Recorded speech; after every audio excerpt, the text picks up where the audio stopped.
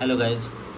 मैं आज आप लोगों के लिए एक वीडियो बना रहा था मेरे दिमाग में बिकॉज़ मैं कार से रिलेटेड वीडियोस बनाता रहता हूँ एंड मुझे जो है नए नए कार लेने का बहुत मतलब आई आई आई थिंक बहुत लोग ऐसे होंगे मेरे ही लीग वाले जो हर 3 से 5 साल में कार चेंज करना चाहते हैं।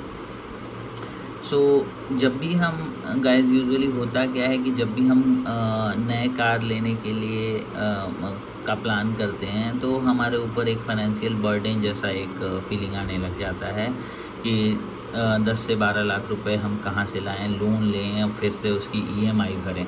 तो गाइस मेरे दिमाग में भी यही बात आई, तो फिर मैंने ऐसा सोचा कि क्यों ना इसको थोड़ा प्लान्ड वे में किया जाए सो दैट हम हर 3 से 5 साल, 3 साल नहीं, हम इनिशियल उसको 5 ईयर्स रखेंगे और एवरी 5 ईयर्स पे हम नई गाड़ी बदलेंगे। तो हम ऐसा क्या करें जिससे हमारे ऊपर बहुत ज़्यादा बर्डन भी नहीं पड़े और हमारा जो ये कार वाला ड्रीम रहता है, बिकॉज नावाडेज एक जो है यंग मतलब जो जनरेशन है, पुराने लोग तो ठीक है वो एक गाड़ी ले लेते थे और उनकी लाइफ टाइम एक ही गाड़ी चलने वाली होती थी।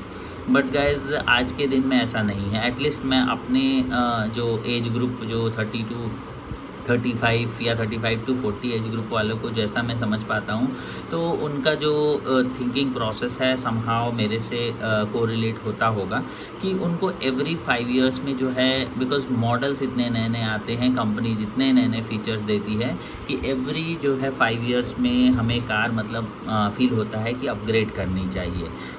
एक फ़न भी होता है, एक नए फीचर्स भी मिलते हैं और एक अलग मज़ा होता है।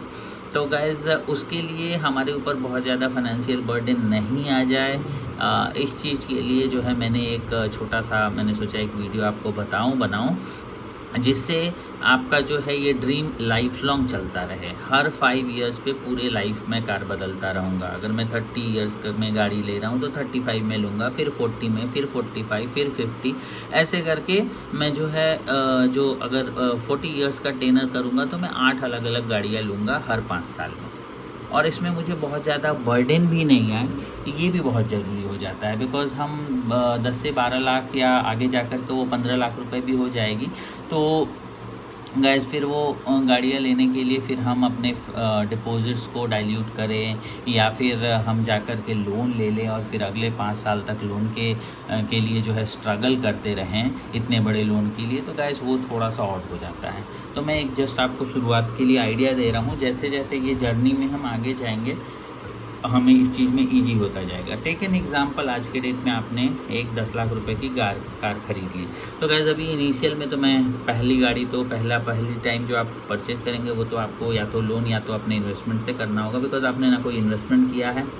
तो पहले केस छोड़ दीजिए, आपने एक 10 लाख रुपए की गाड़ी खरीदी सपोज आज के डेट में, तो आपको आज ही अपने अगली गाड़ी के लिए प्लान करना पड़ेगा गाइस, क्योंकि इन्वेस्टमेंट इज़ ऑल अबाउट आज का इन्वेस्टमेंट और टुमारो का जो है इन्जॉयमेंट वाली बात होती है। तो आप इसमें कुछ नहीं आपको करना है गाइज। आपने अभी 10 लाख की जो गाड़ी खरीदी है आप उसको लोन से ले रहे हैं, अपने पैसे से ले रहे हैं, that is a separate story. मैं आपके अगले नेक्स्ट 5 ईयर्स जो आने वाला है, सपोज आज 2024 में आपने गाड़ी ली तो 2029 में मुझे गाड़ी को फिर से अपग्रेड करना है। तो 10 लाख रुपए की आपने गाड़ी ली, तो गाइज मैं आपको जस्ट एक बता दूं कि ऑन एन एवरेज अगर बोलूं तो गाड़ी का डिप्रिसिएशन जो होता है, आपने अगर एक मार्केट में रनिंग चलती फिरती अच्छी गाड़ी ली है, इट्स नॉट लाइक दैट कि आउटडेटेड कोई मॉडल उठा के लेकर आ गए, सिट्रियन की कोई गाड़ी लेकर आ गए या ऐसा कोई गाड़ी लेकर आ गए जो मार्केट में चलती ही नहीं है, रेनॉल्ट की कोई गाड़ी लेकर आ गए, निसान की कोई गाड़ी लेकर आ गए, जिसको कि 5 साल के बाद फिर आप बेचने जाइएगा तो उसका ना रीसेल मिले ना कुछ मिले। उसका भी मिलेगा बट वो वैल्यू बहुत कम होगी, तो थोड़ा सा इशू हो सकता है। तो गाइस अगर आप गाड़ियाँ ऐसी ले रहे हैं जो मार्केट में बिल्कुल ऑन रनिंग है, जिस भी टाइप की गाड़ी ले रहे हैं उसमें टॉप 3 जो गाड़ियों में उसमें से ले रहे हैं, सपोज एसयूवी सेगमेंट में गाड़ी ले रहे हैं तो आपको सपोज़ 4 मीटर से ऊपर है तो क्रेटा ले रहे हैं या फिर सेल्टोस ले रहे हैं, तो इस तरीके की गाड़ी, या फिर उसके नीचे वाले सेगमेंट में ले रहे हैं तो नेक्सॉन ले रहे हैं या 3XO ले रहे हैं या ब्रेज़ा ले रहे हैं। तो इस तरीके की गाड़ियाँ गाइस, या फिर नीचे की और गाड़ी हो गई तो पंच ले रहे हैं या फिर मारुति की कोई अच्छी गाड़ी ले रहे हैं। तो गाइस ऐसी गाड़ी होनी चाहिए जो मार्केट में रनिंग हो, तो उसमें ऑन एन एवरेज अगर मैं बोलूँ तो साल का 50,000 रुपीज़ का डेप्रिसिएशन होता है अगर आप उसको प्रॉपर्ली मेंटेन करके चलाते हैं। दूसरा एस्पेक्ट है कि ऑब्वियसली आपकी गाड़ी आप उसको मेंटेन करने वाले हैं, तो 50,000 का आप डेप्रिसिएशन मान सकते हैं। तो गाइस मैं एक एग्जांपल लेता हूँ कि आपने आज के डेट में एक 10 लाख रुपए की गाड़ी खरीदी और 5 साल के बाद उसको आपको अपग्रेड करना है, तो 5 ईयर्स में उसका डेप्रिसिएशन 50 इंटू 5 2.5 लाख रुपए कम हो जाने वाला है। तो गाइस ये जो अब रेट रहने वाला है वो 7.5 लाख रुपए आपका रहेगा। तो आप मान के चलिए उसको आपने 7.5 लाख रुपए में 5 साल के बाद 7 से 7.5 लाख, मैं थोड़ा सा एक अलग से भी वो रख लेता हूँ, 50,000 और कम करके 7 to 750 के करीब करीब आपको वहाँ से पैसे मिल जाएंगे। गाइस आपको अभी से और उसके साथ में पैरेलली क्या करना है कि एक सिप खोलना होगा। सिप का अमाउंट होना चाहिए आपका, आप देख पा रहे होंगे 5,000 रुपये का आपको सिप लगाना होगा और 5 ईयर्स के लिए हमारा इन्वेस्टमेंट है, तो हम इसको बहुत आसानी से 15% कंसीडर कर सकते हैं। आपको इसमें जो मैं वो भी बता देता हूँ कि आपको कौन से फंड में इन्वेस्ट करना है। आपको किसी स्मॉल कैप को पकड़ना है, चाहे वो स्मॉल कैप HDFC का स्मॉल कैप हो, एक्सिस का स्मॉल कैप हो, रिलायंस का, निप्पॉन का स्मॉल कैप हो, किसी का भी एक स्मॉल कैप पकड़ लेना है। 5,000 रुपये की SIP मंथली शुरू करनी है अगले 5 ईयर्स तक। इसको हम कर देते हैं, टाइम जो है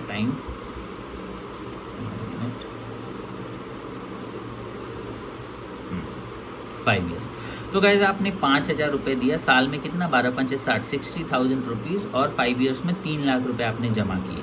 तो 3 लाख रुपए आपका हो गया प्रिंसिपल, इस पर रिटर्न आपको मिल गया 1,48,000। आपका जो टोटल वैल्यू हो गई वो 4,48,000 रुपीज़ हो गई, मतलब 4.5 लाख रुपए आपको यहाँ से मिल जाने वाले हैं। आपकी गाड़ी कितने में बिकी थी? 7.5 लाख रुपीज़ में। तो 7.5 और यहाँ 4.5 जब ऐड कीजिएगा तो आपको आ जाने वाले हैं 12 लाख रुपये। तो गाइज़ आप आंख बंद करके, आपको कहीं किसी लोन के लिए दूसरी बार नहीं जाना है। आप पाँचवें साल जो बिल्कुल आप प्लान कीजिए, कुछ आपको नहीं सोचना है। और इस सिप को आप स्पेसिफिकली आपको अपनी गाड़ी का सिप है, ये 5,000 रुपये का सिप जो है ये गाड़ी का सिप है। आपको लाइफ में हर 5 साल में गाड़ी बदलनी है। मैं अच्छी गाड़ी लूँगा, अपग्रेडेड गाड़ी लूँगा। तो आज आपने 10 लाख रुपए की गाड़ी खरीदी और 5 साल के बाद थोड़ा बहुत रेट भी चेंज होगा, तो उसके हिसाब से आपके हाथ में जो है 7.5 वो हो गए और 4.5 लाख रुपए ये हो गए। तो 12 लाख रुपए आपके पास बिल्कुल पड़े रहेंगे। आप वो गाड़ी बेचिएगा, 12 लाख रुपए की आप न्यू नवेली गाड़ी लेकर आइएगा। तो गाइस उसके बाद फिर से वो गाड़ी लेने का, क्योंकि अभी तो आपको थोड़ा सा एक बार एफर्ट मारना पड़ेगा कि आपको EMI के साथ साथ भी 5,000 रुपये का सिप करना पड़ेगा। But once if you will do for this 5 years, उसके बाद गाइस आप बिल्कुल मस्त होने वाले हैं। बिकॉज उसके बाद जो आपने गाड़ी लेंगे उसमें आपका कोई लोन नहीं रहेगा, आपका कोई इन्वेस्टमेंट नहीं रहेगा। आप डायरेक्टली ये पैसे को लेकर 12 लाख की गाड़ी लीजिएगा और फिर से ये 5,000 रुपये आपका कंटिन्यू ही चलने वाला है। फ्यूचर में आपके इनकम बढ़ते हैं तो थोड़ा इसको 1,000 बढ़ाया जा सकता है। अगर आप नहीं भी बढ़ाते हैं इनकेस, तो भी आपको जो है रिटर्न के हिसाब से 4.5 लाख रुपए यहाँ से मिलने वाले हैं। अगले फिर 5 साल में 12 लाख वाली गाड़ी जो है 5 साल में फिर से 2.5 से 3 लाख रुपए कम होगी, तो 9 लाख रुपए आपकी गाड़ी के आएंगे और 9 लाख के साथ ये 4.5 लाख रुपये, मतलब 13.5 लाख रुपये आपके पास फिर से गाड़ी खरीदने के लिए होगी। तो गाइज इस तरीके से आपका कॉर्पस भी धीरे धीरे बढ़ता जाएगा। आपने अभी 10 की खरीदी, फिर 12 12.5 की गाड़ी खरीदिएगा, फिर 13.5 14 की गाड़ी खरीदिएगा। तो इस तरीके से 5-5 साल में आप अपना जो गाड़ी का जो कॉस्ट बढ़ रहा है उसको भी आप इसके साथ में हैंडल कर सकते हैं। और साथ में एवरी 5 ईयर्स पर विदाउट किसी एफर्ट के नई गाड़ियाँ भी खरीद सकते हैं। तो गाइज़ अगर आपको सही वीडियो ये अच्छा लगा हो, कुछ इन्फॉर्मेटिव लगा हो, तो चैनल को प्लीज़ सब्सक्राइब कीजिए। इस तरीके के जो है वीडियोस मैं लाता रहता हूँ। चीज़ें बहुत छोटी छोटी होती है, बट इनको क्या करना होता है, हमें इम्प्लीमेंट करने की ज़रूरत होती है। गाइज़ मैं आपको बोलूँगा कि आप बोलिएगा, हो सके कुछ व्यूअर्स ऐसा भी बोलें कि मैंने अभी जो गाड़ी ली उसी पे मेरा 20,000 रुपये का लोन चल रहा है, अभी ये 5,000 कहाँ से लाऊं। तो गाइज़ मैं आपसे रिक्वेस्ट करूँगा कि आप अगर 5,000 नहीं कर सकते तो प्लीज़ इसको 1,000 रुपये से ही शुरू कीजिए। आप कुछ मत कीजिए, आप अपने को बोलिए कि मैं 20,000 रुपये दे रहा हूँ, मैं 1,000 और समझ लो मेरा EMI है। आप 1,000 से शुरू कीजिए। अमाउंट बहुत बड़ा नहीं दिख रहा होगा, बट आप गाइस देखिए कि ये 60,000 रुपीज़, 12,000 रुपये 1 साल का हुआ, 5 साल में 60,000 रुपये, उस पर आपको रिटर्न 30,000 रुपये, मतलब 50%, 60 का 29,600, 30,000 समझ लीजिए, 50% का रिटर्न भी मिल रहा है। तो आपके पास करीब 90,000 से 1 लाख रुपये आपके पास होंगे। वहाँ पे भी आप 1 साल 2 साल कीजिए, हो सके 2 साल के बाद आपको लगे कि थोड़ा सा बढ़ाया जा सकता है तो मेक इट 2,000 रुपीज़। तो ये ऑटोमेटिकली बढ़ जाएगा। तो गाइज़ ये प्लान रखना है कि आज से आपने अगर गाड़ी आज ख़रीदी है, चाहे 2 साल पुराने भी पहले हो भी चुके हैं, फिर भी आपको एक सिप स्पेसिफ़िकली इसके लिए लगा देना है। आप छोड़ दीजिए बाकी सारी चीज़ों को, ये सिप आपकी सिर्फ गाड़ी के लिए है। ये आपका एक जो हम मतलब एक यंग जनरेशन के अंदर होता है कि गाड़ी इज़ लाइक अ ड्रीम, वो मज़ा आता है, एक एन्जॉयमेंट खुशी अलग ही रहती है गाड़ी ख़रीदने के 1-2 साल तक, और शायद चाहे हो सकता है 5 साल तक। तो गाइस ये छोटा सा एक एफ़र्ट डाल के आप इस जर्नी को और एन्जॉयबल और मज़ेदार बना सकते हैं। तो गाइस इस वीडियो के लिए इतना ही। प्लीज़ चैनल को सब्सक्राइब करें, लाइक करें, शेयर करें, कमेंट करें। Thank you guys, thank you for watching.